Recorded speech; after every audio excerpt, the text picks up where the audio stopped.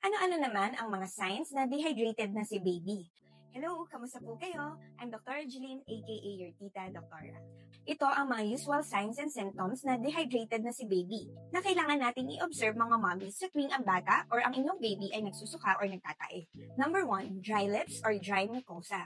Mapapansin na tuyo na ang labi or ang bibig at halos wala ng laway. Number 2, sunken eyeballs and fontanelles. Lubog ang mga mata at ang bumbunan. Usually, this is a sign of moderate to severe dehydration. 3, no tears or walang luha pag umiiyak. Number 4, decreased urine output or more dry diaper than usual. Kapag walang ihi ang baby within 6 hours, ito ay sign na dehydrated na si baby. Number 5, irritability and fussiness. Kapag si baby ay irritable na at hindi na mapatahan sa pag-iyak. Number 6, drowsiness, or kapag ang bata ay naging madalas na antukin or tutulog-tulog na, maaaring ito ay sign ng severe dehydration.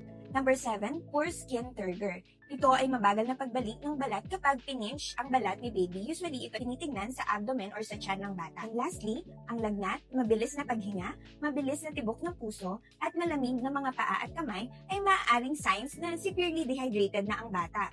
Kaya't kung mapansin ang mga signs and symptoms of dehydration na aking nabanggit, nararapat lamang na dalhin ang inyong anak or baby sa doktor o sa malapit na hospital. Ngunit mga mommies, tandaan po natin na maaari po maiwasan ang dehydration sa mga batang nakakaranas ng pagtatae o pagsusuka kung alam natin ang usual home remedies sa mga batang nakakaranas ng acute gastroenteritis o pagtatae o pagsusuka.